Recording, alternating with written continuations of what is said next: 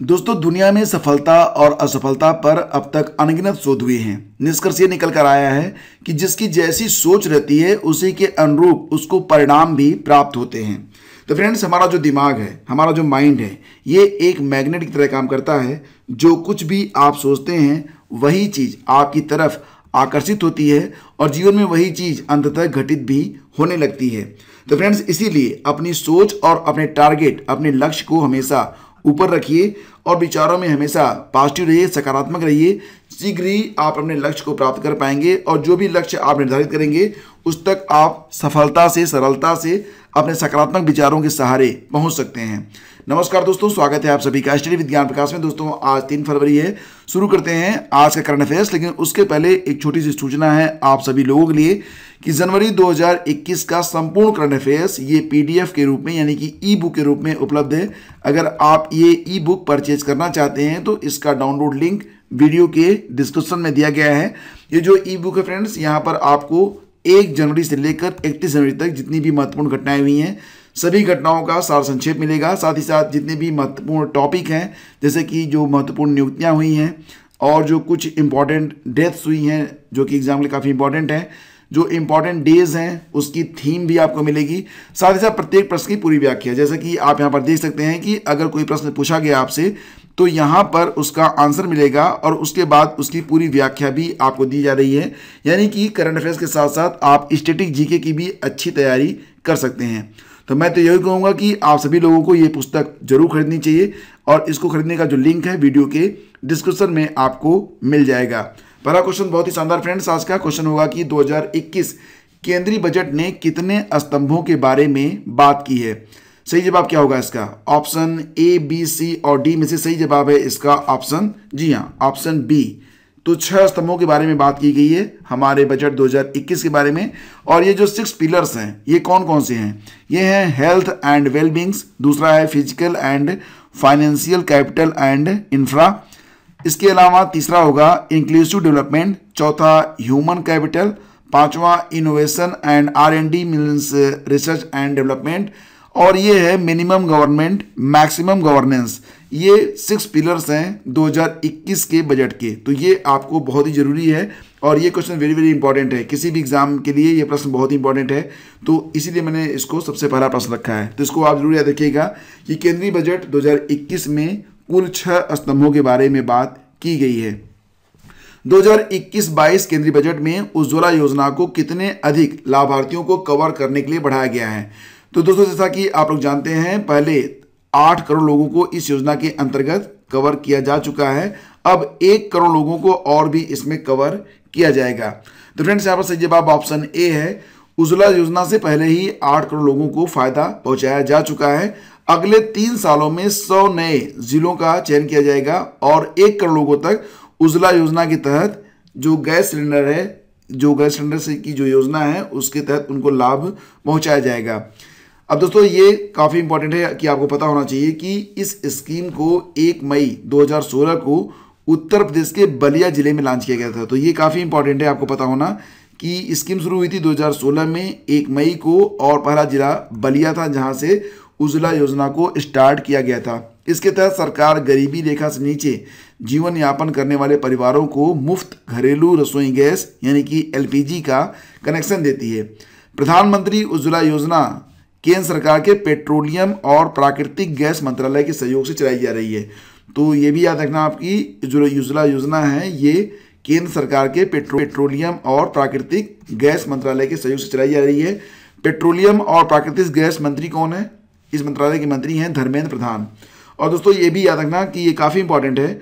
एक बार ये प्रश्न पूछा भी गया था UPPCS में कि उज्ज्वला योजना के अंतर्गत सिलेंडर खरीदने के लिए सरकार लाभार्थी को कितने रुपए देती है? तो सही जवाब इसका होगा 1600 रुपए। भारत सरकार उज्ज्वला योजना में हर योग्य BPL परिवार को वित्तीय सहायता योजना के तहत उज्ज्वला योजना में 1600 रुपए की आर्थिक सहायता देती है। चलते हैं अगले क्वेश्चन पर। क्वेश्चन बहुत ही अच्छा है। उस आसियान देश का नाम बताइए जहां पर सेना ने सत्ता पर 1 फरवरी को कब्जा कर लिया है। और दोस्तों, ये जो देश है ये है हमारा पड़ोसी, कौन सा? Option C, that is Myanmar. तो म्यांमार में सेना ने सत्ता पर कब्जा कर लिया है। अगर आप मैप देखेंगे तो ये है भारत का मैप और ये है म्यांमार। थोड़ा सा और डिटेल में आते हैं तो ये है हमारा प्यारा भारत, आप देख सकते हैं, और ये है म्यांमार। ठीक है, म्यांमार आप देख रहे हैं, ये वाला हिस्सा, ये बाउंड्री लाइन, थोड़ा सा और क्लियर करते हैं इसे इस प्रकार से। तो अब आप आसानी से देख सकते हैं कि ये है म्यांमार। ठीक है, तो यहाँ पर जो सेना है वो सत्ता पर काबिज हो गई है। क्यों, ऐसा क्या हो गया था? फ्रेंड्स, आपको बता दें कि राजनीतिक संकट का कारण दरअसल पिछले साल नवंबर में हुए चुनाव हैं। नवंबर में हुए चुनाव में संसद के संयुक्त निचले और ऊपरी सदनों में आंग सान सू की पार्टी ने 476 सीटों में 396 सीटों पर जीत हासिल की थी, लेकिन सेना के पास 2008 के सैन्य मसौदा संविधान के तहत कुल सीटों का 25% आरक्षित है। कई प्रमुख मंत्री पद भी सेना के लिए आरक्षित हैं। नतीजे आने के बाद वहां की सेना ने इस पर सवाल खड़े किए। सेना ने चुनाव में सू की पार्टी पर धांधली करने का आरोप लगाया। इसे लेकर सेना ने सुप्रीम कोर्ट में राष्ट्रपति और चुनाव आयोग की शिकायत भी की है।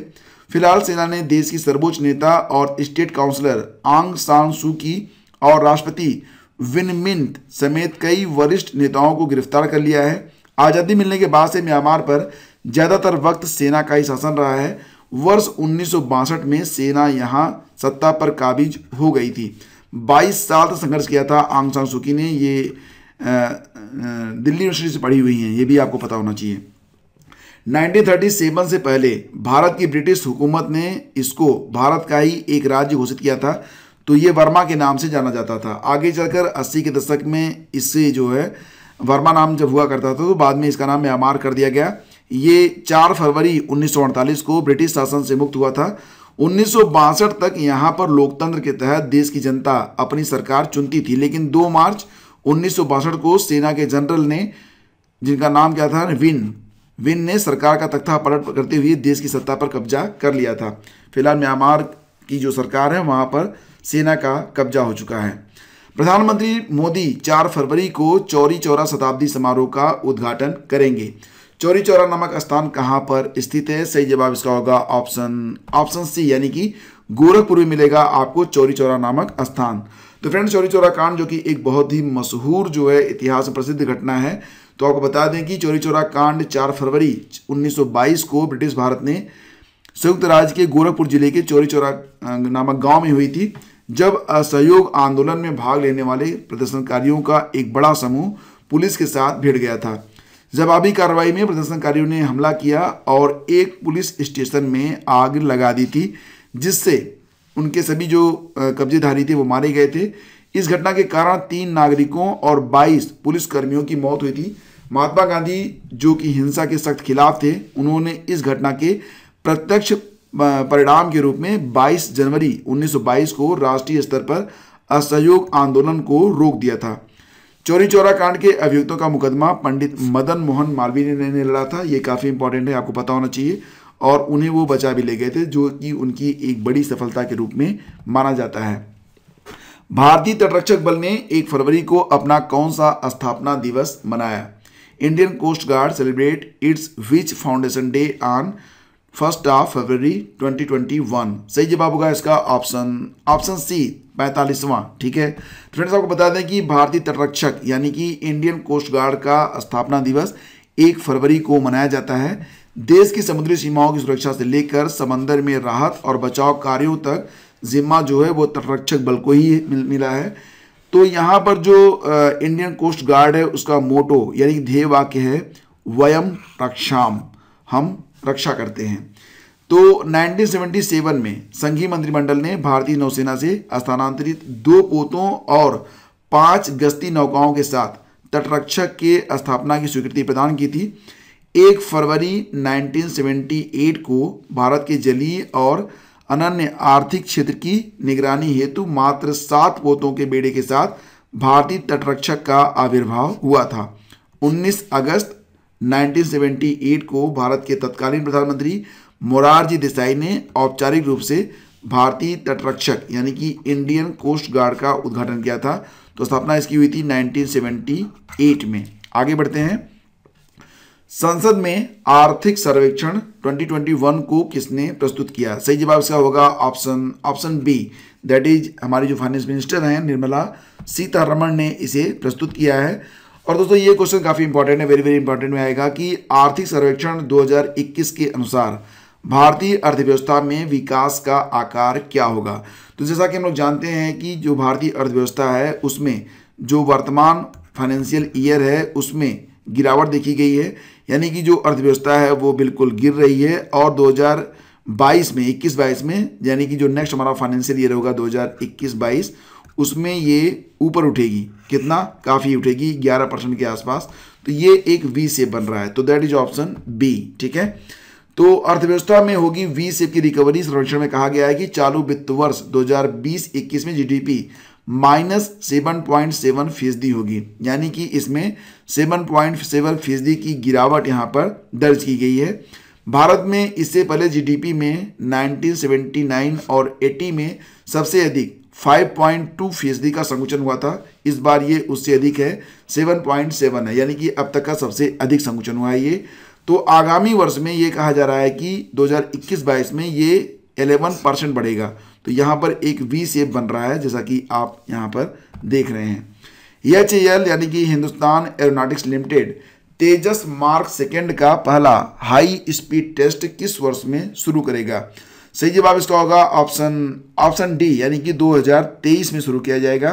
तो फ्रेंड्स आपको बता दें कि हिंदुस्तान एरोनॉटिक्स लिमिटेड के अध्यक्ष और एमडी कौन है? आर माधवन। उन्होंने बताया कि तेजस जो है ये मल्टी रोल कॉम्बैट जेट में एक बहुत शक्तिशाली इंजन, अधिक भार वहन क्षमता और अगली पीढ़ी के इलेक्ट्रॉनिक युद्ध प्रणाली को 2020 में लॉन्च किया गया था, जिसका टेस्टिंग होगा, हाई स्पीड टेस्ट होगा 2023 में। HAL तेजस MK2 यह भारतीय वायुसेना यानी कि इंडियन एयरफोर्स के लिए हिंदुस्तान एरोनॉटिक्स लिमिटेड के एयरक्राफ्ट रिसर्च और डिजाइन सेंटर यानी कि ARDC के सहयोग से aeronautical development agency that is ADA द्वारा डिजाइन किया गया है। यह एक नियोजित single engine delta wing multi role fighter plane है। आगे बढ़ते हैं। पहली एशियाई ऑनलाइन निशानेबाजी चैंपियनशिप में पुरुषों की 10 मीटर एयर पिस्टल के विजेता कौन रहे? सही जवाब इसका होगा option A, that is Saurabh Chaudhary. तो फ्रेंड्स आपको बता दें कि पहली एशियाई ऑनलाइन निशानेबाजी चैंपियनशिप में भारतीय निशानेबाजों का दबदबा रहा है और भारतीय निशानेबाजों ने कुल 4 स्वर्ण समेत 11 पदक अपने नाम किए हैं। फिलहाल फ्रेंड्स यहाँ पर जो आंकड़ा है वो ये है कि सौरभ चौधरी ने इसमें गोल्ड मेडल हासिल किया है और दिव्यांग सिंह पंवार ने पुरुष 10 मीटर एयर राइफल में स्वर्ण पदक हासिल किया है। काइनिन चेनाई ने पुरुष ट्रैप और राजश्री कुमारी ने महिला ट्रैप में स्वर्ण पदक जीता है। भारत के 24 सदस्यीय दल ने 4 स्वर्ण, 2 रजत और 5 कांस्य पदक समेत कुल 11 पदक अपने नाम किए हैं। ये भी याद रखना कि इसका आयोजन किया था कुवैत निशानेबाजी महासंघ ने। ठीक है, तो ये काफी इंपॉर्टेंट है। अगला question very very important question होगा कि रणजी ट्रॉफी के बारे में सही कथन आप ज्ञात करिए। यह एक घरेलू प्रथम श्रेणी क्रिकेट चैंपियनशिप है, दैट इज करेक्ट। प्रतियोगिता का पहला जो मैच था ये 4 नवंबर 1934 को आयोजित किया गया था, ये भी बिल्कुल सही। इसका नाम रणजीत सिंह के नाम पर पड़ा है, जो कि अंतर्राष्ट्रीय क्रिकेट खेलने वाले पहले भारतीय क्रिकेटर थे, तो ये भी सही है। सही जवाब होगा ऑप्शन डी। ठीक है, तो चर्चा में क्यों है? क्योंकि फ्रेंड्स BCCI ने 2020-21 में रणजी ट्रॉफी का आयोजन नहीं करने का फैसला लिया है। अब बात करते हैं क्विज नंबर 2 की। क्वेश्चन ये पूछा गया था कि तिरंगे को राष्ट्रीय ध्वज के रूप में किस अधिवेशन में फहराया गया था? सही जवाब इसका ऑप्शन बी, यानी कि लाहौर अधिवेशन। और यहाँ पर दोस्तों बहुत सारे लोगों ने बहुत ही शानदार आंसर दिए, लेकिन सूर्य प्रजापति जी का जो आंसर है ये काफ़ी सराहनीय है। इन्होंने बहुत डिटेल में बताया है कि किस प्रकार से जो भारत का राष्ट्रीय ध्वज है वो अपना रूप बदलता हुआ, वर्तमान में जो राष्ट्रीय ध्वज आप देख रहे हैं ये 6ठा राष्ट्रीय ध्वज है। इसके परे जो प्रारूप है उसके बारे में भी इन्होंने बहुत ही अच्छे तरीके से इस लेख को लिखा है। मैं कहूँगा कि आप सभी लोगों को इस लेख को जरूर पढ़ना चाहिए। अब बारी है आज के क्वेश्चन की। आज की क्विज है, सबसे पहले आपको ये बता दें एक फैक्ट कि विश्व शतरंज दिवस 2020 की थीम है chess for recovering better. Chess for recovering better ये थीम है विश्व शतरंज दिवस 2020 की। क्वेश्चन होगा कि विश्व शतरंज दिवस कब मनाया जाता है? और आपके विकल्प हैं 15 जुलाई, 18 जुलाई, 20 जुलाई या फिर 11 जुलाई। तो फ्रेंड्स दीजिएगा बहुत ही डिटेल में इसका आंसर। हम मिलेंगे आपसे अगले वीडियो में। वीडियो पसंद आया तो इसे लाइक और शेयर कर दीजिएगा। वीडियो का डिस्क्रिप्शन आप जरूर चेक करना, वहां पर कुछ इंपॉर्टेंट इन्फॉर्मेशन है आप सभी लोगों के लिए। मिलते हैं आपसे अगले वीडियो में। आगे दीजिए नमस्कार, जय हिंद।